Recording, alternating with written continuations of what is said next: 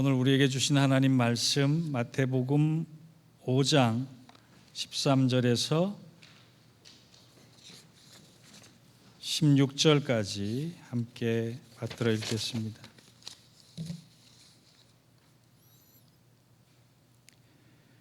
너희는 세상의 소금이니 소금이 만일 그 맛을 잃으면 무엇으로 짜게 하리요? 후에는 아무 쓸데없어 다만 밖에 버려져서 사람에게 밟힐 뿐이니라.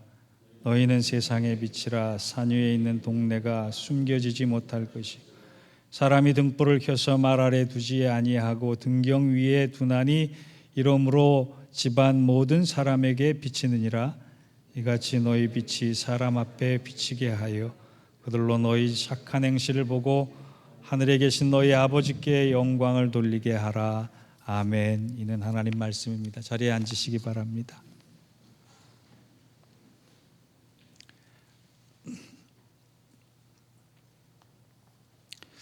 오늘 우리 교회가 세워진 지 13년 되는 날을 창립기념주일로 정해서 함께 기뻐하고, 또 오늘은 502주년 종교개혁 기념주일이기도 합니다. 그동안 함께 오신 여러분께 제 마음 같아서는 큰 감사의 선물이라도 드리고 싶지만 다 드릴 수가 없을 것 같아서 우선 기도와 축복으로 여러분에게 노고를 치하드리는 바입니다.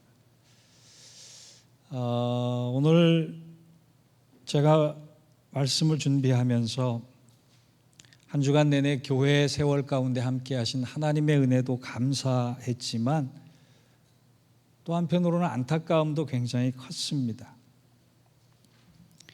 감사는 하나님께서 베풀어 주신 은혜 때문에 감사를 할 수밖에 없었고, 또 안타까운 마음은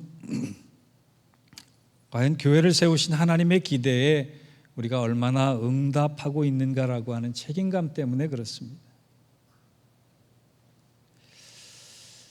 더군다나 세상 사람들의 이 시대의 교회를 향한 탄식들을 보면 우리가 교회의 본연의 사명을 다하지 못해서 하나님의 영광을 가리우고 있다라고 하는 그 마음을 떨쳐버릴 수가 없습니다.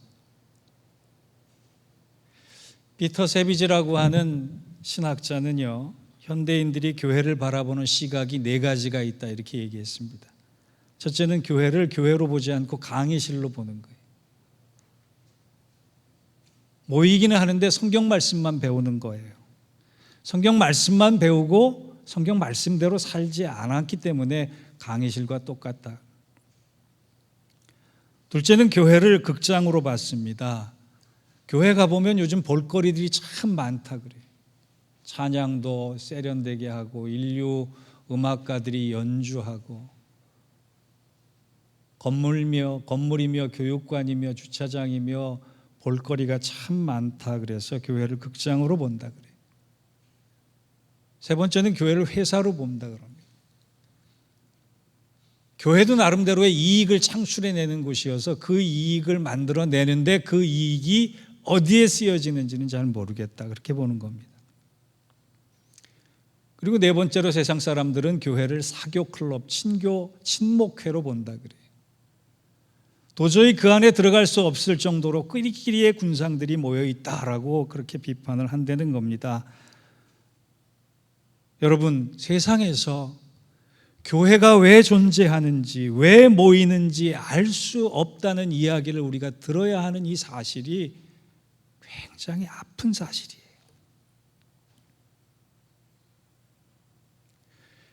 그 교회에 가고 싶다, 그 교회 모임에 들어가고 싶다, 그 교회 관계에 내가 함께 하고 싶다가 아니라 요즘 교회 사람들은 왜 모이는지, 왜 존재하는지 모르겠다라고 하는 이 비판의 소리에 우리가 귀 기울이지 않으면 종교개혁의 의미가 없고 우리 교회 창립의 의미가 없는 것입니다.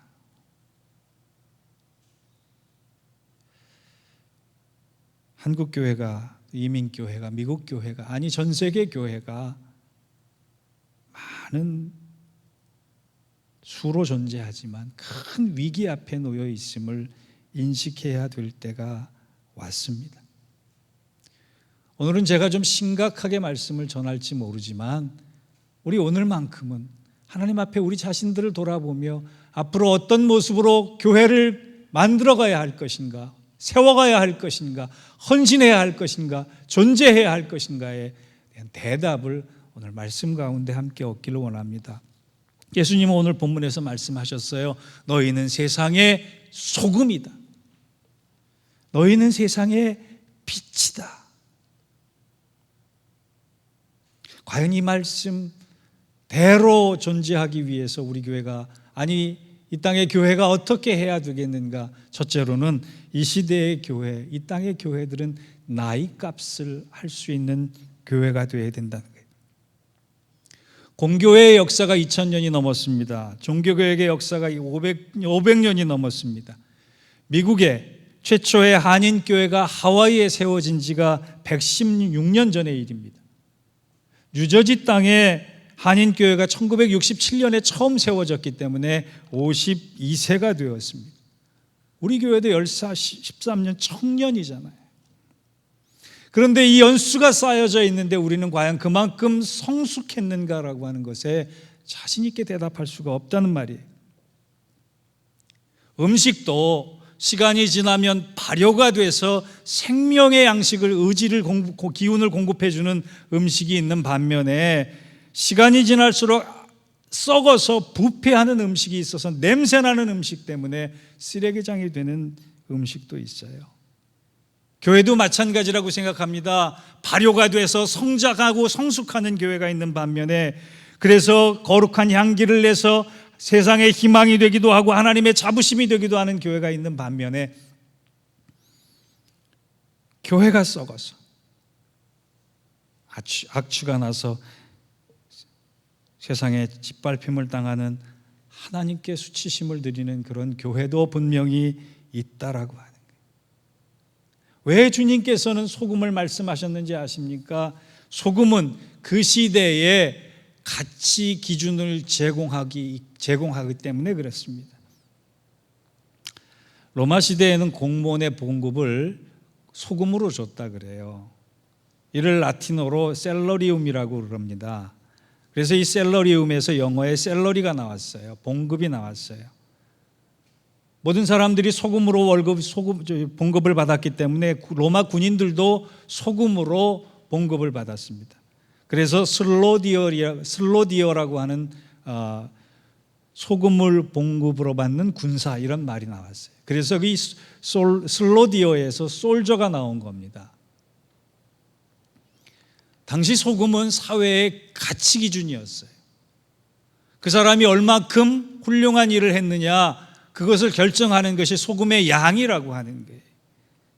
오늘 예수님께서 13절에 너희는 세상의 소금이니 하는 것은 다른 말로 하면 너희는 세상 가치의 기준이니, 이런 말씀이에요.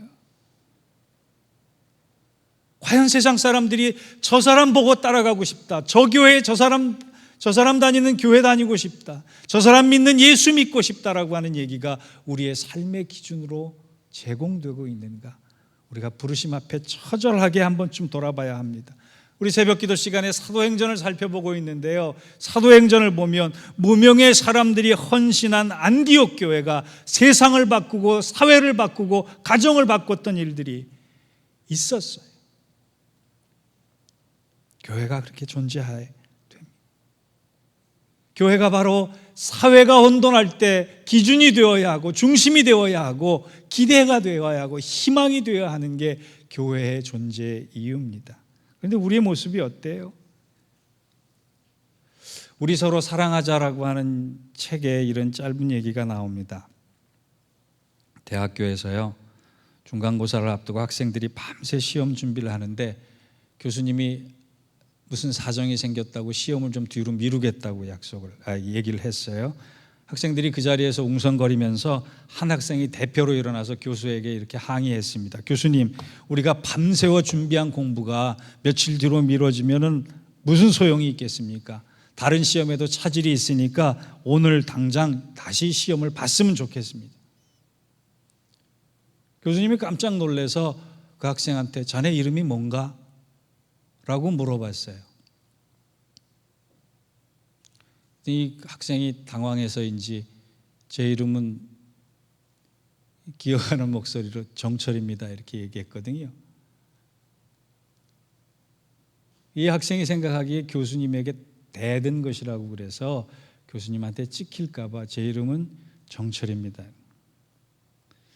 교수님이 탁 출석부를 보면서 자네같이 정의로운 학생은 요즘 오래간만에 만나네. 자신의 의견을 당당하게 말할 수 있는 학생의 태도를 높이 사서 내가 시험 안 봐도 A를 주도록 하겠네 라고 얘기를 했더니 이 학생이 갑자기 당황하면서 사실은 교수님 제가 아까 당황해서 제 이름을 제대로 말씀 못 드렸습니다. 제 이름은 솔직히 김석주입니다 이렇게 얘기를 해요.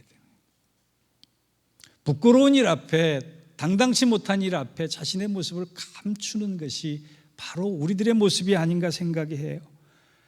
여러분 교회 문 밖을 나가는 순간 우리가 그리스도인이라고 하는 것에 대해서 부끄러운 부분을 부끄러운 생각을 부끄러운 마음을 여러분 가지고 계시지 않습니까? 어떤 이득 앞에 내가 예수 믿는 사람이다라고 하는 이름을 걸고 살고 계시지는 않습니까? 세상과 똑같아져야 될 때 내 신상을 감추고 내 마음을 감추고 내 직분을 감추고 있지는 않습니까? 12년 전에 아프가니스탄에서 저의 후배이기도 한 배영규 목사님이 순교를 했습니다. 그때는 신분을 감추고 선교를 갔기 때문에 목사라고 하는 그 사실이 드러나지 않았어요. 근데 공과를 떠나서 그들이 포로가 됐을 때 이 배 목사님이 순교해야 될 이유 중에 하나가 순교하지 않으면 안 될 이유 중에 하나가 당시에 배상금을 둘러싸고 네티즌들이 굉장히 많은 악플을 달았고 심지어는 그 사람이 목사이기 때문에 당신 나라에 선교하러 갔다라고 하는 사실을 영어로 아프가니스탄 현지에 보내서 그의 신분이 발각이 돼서 결국은 총으로 난사를 당할 수밖에 없었던 사건이 있었습니다. 관계당국이 이 일의 심각성을 느끼고 그 메일을 보낸 사람과 악플을 단 사람들을 조사해서 검거를 했습니다. 만약 우리 가족 중에 그런 비극을 경험했다면 우리들의 모습은, 우리들의 대응은 어떠해야 됐을까요? 배영기 목사의 가족은 잡혀서 검거가 된 네티즌들을 다 용서해달라고 탄원서를 냈습니다. 오히려 순교 앞에 저들이 이를 계기로 복음을 받아들였으면 좋겠다라고 하는 내용의 모습이었습니다. 세상과 다른 삶. 세상이 혼란스러울 때 우리가 기준이 될 수 있는 삶. 그것이 소금의 삶입니다. 주님께서 그것을 우리에게 부탁하신 거예요. 세상을 따라 사는 것이 아니라 세상이 역주행할 때, 세상이 방황할 때 우리들의 삶으로 세상의 기준을 제시해 주라. 그것이 소금의 삶입니다. 여러분 우리 교회에 속한 우리 성도들이 그렇게 되기를 주의 이름으로 부탁합니다. 두 번째, 이 시대의 교회는 이름값 하는 교회가 돼야 돼요. 나이값을 했으면 이름값도 해야 돼요. 몇 년 전의 일이지만 기독교 윤리 실천운동본부에서 한국에 있는 성인 남녀 1,000명을 대상으로 한국 교회의 사회적 신뢰도 조사를 했습니다. 그때 어떤 종교를 당신들은 가장 신뢰하느냐라고 하는 질문에 캐톨릭이 41.4%의 득표로 신뢰받고 있었고 불교가 33.5%로 신뢰받고 있었고 개신교가 20%로 신뢰받았습니다.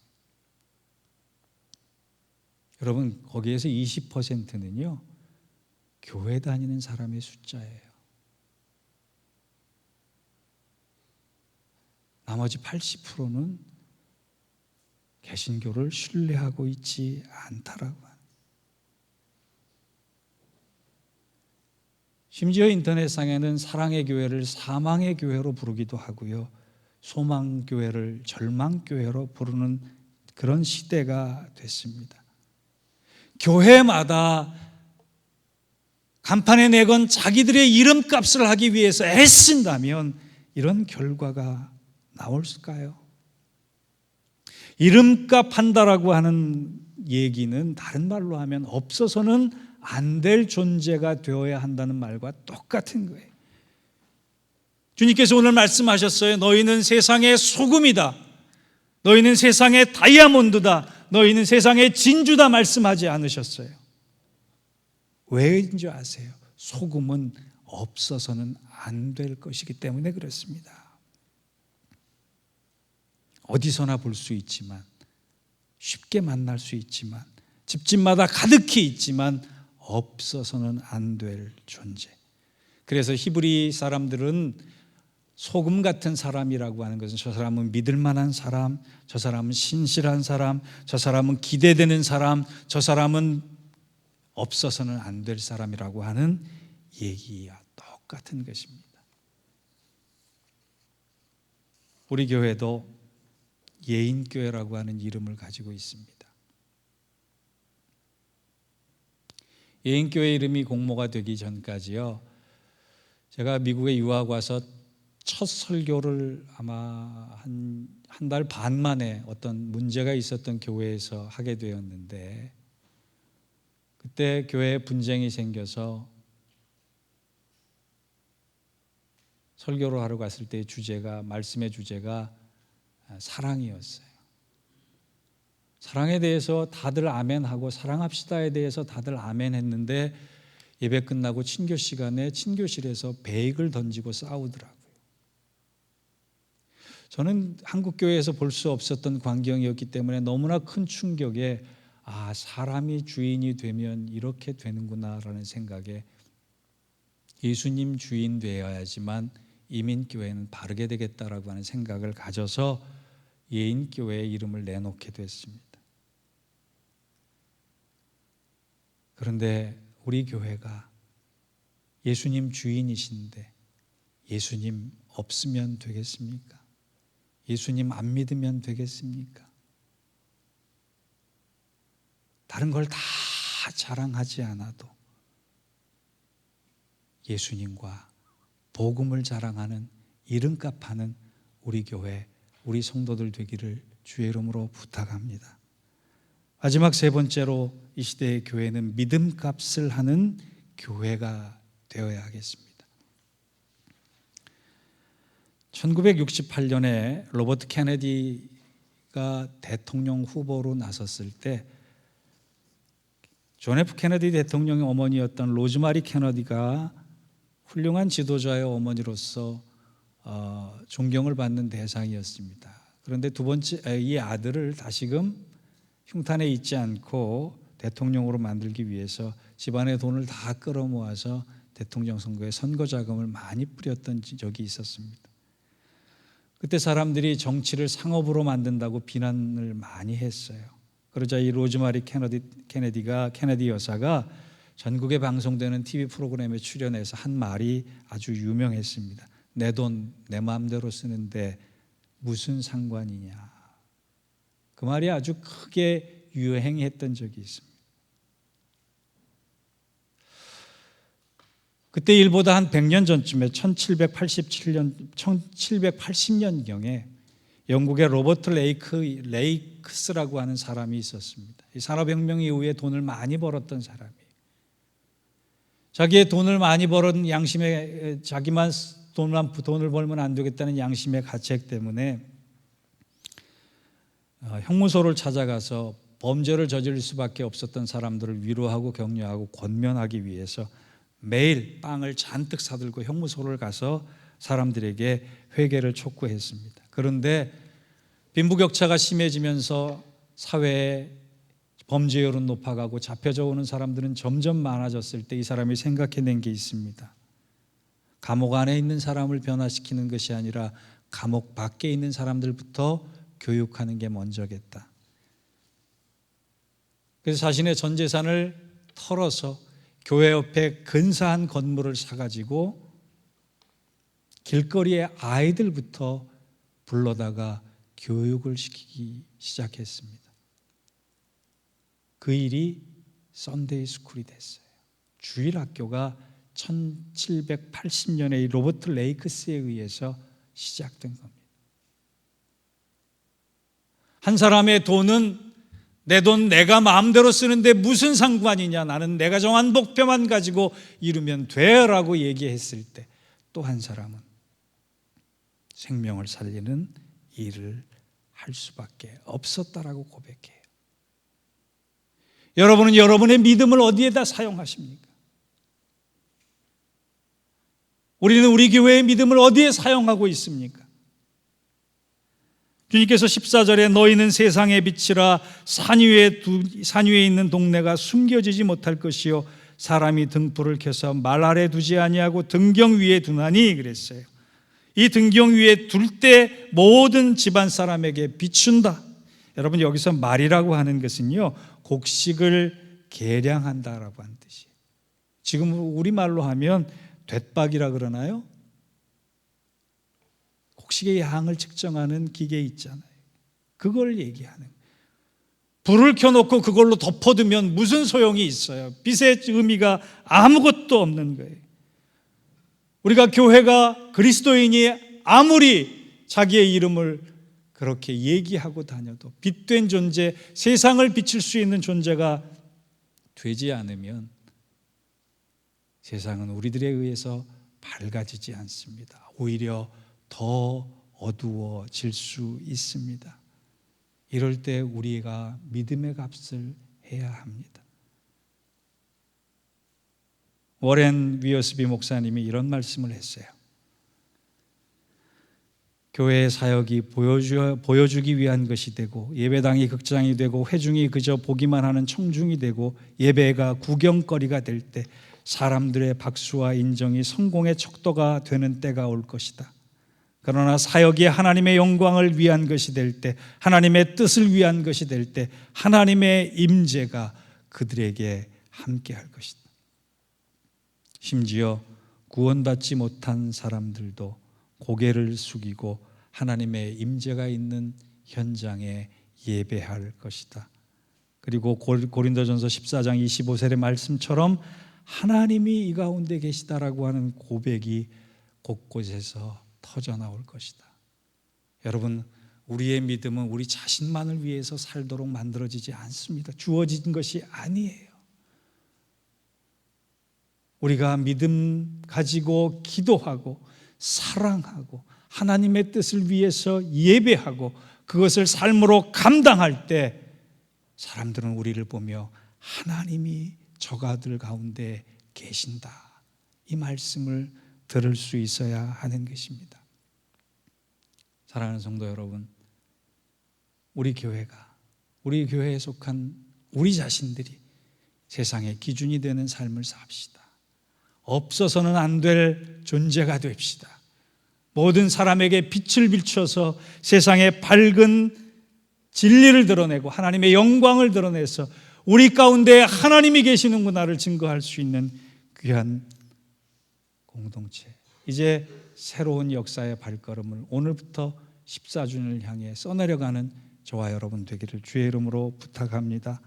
지난 한 주간 제가 묵상한 한 구절이 있습니다. 우리 함께 성경을 찾아서 같이 읽어봤으면 좋겠어요. 출애굽기 4장 20절입니다.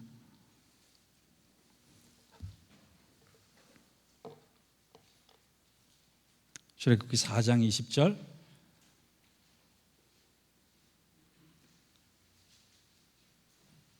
우리 한 목소리로 크게 받들어서 읽겠습니다. 출애굽기 4장 20절 시작. 모세가 그의 아내와 아들들을 나귀 위에 태우고 애굽으로 돌아가는데 하나님의 지팡이를 손에 잡았더라. 아멘. 여러분, 모세의 지팡이는요, 찰턴 헤스턴이 영화에서 쉽게 찍을 때 쓴 것처럼 아주 크고 근사한 지팡이가 아니에요.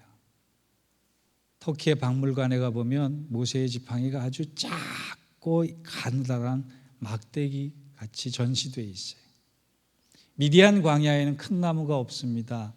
미디안 광야에서 구할 수 있는 것은 작고 여린 막대기예요. 그런데 하나님이 그 막대기를 통해 홍해를 가르십니다. 왠지 아세요? 모세가 하나님 손에 들린 지팡이를 붙잡았기 때문에 그렇습니다. 우리도 작고 연약합니다. 내세울 만한 것 별로 없습니다. 그러나 하나님의 손에 붙들릴 때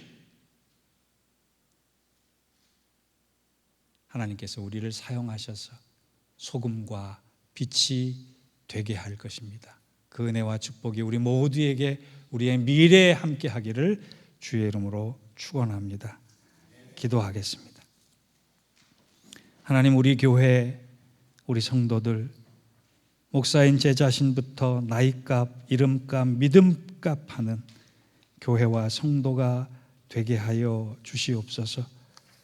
특별히 종교개혁 기념주의를 맞이하며 우리 교회의 창립 기념주의를 맞이하며 야누스, 루터, 칼빈, 쯔빙글리처럼 이름도 빛도 없이 헌신한 교회를 교회답게 하는 그 전통에 우리도 도구가 되게 하시고, 이 시대의 상황 속에 시대가 어떻게 가야 할지를 밝히 보일 수 있는 소금과 빛의 사명을 잘 감당하는 우리가 되게 하여 주시옵소서. 간절히 간구하오니 오직 성경, 오직 그리스도, 오직 은혜, 오직 믿음, 오직 주께 영광이라고 하는 외침을 망각하지 않고 교회를 교회되게 하며 하나님의 뜻을 밝히 비추며 드러내며 확장하는, 하나님에 의해 쓰임받는, 하나님의 손에 붙들림 받는 교회가 되게 하시고 성도가 되게 하여 주옵소서. 예수님의 이름으로 기도하옵나이다. 아멘.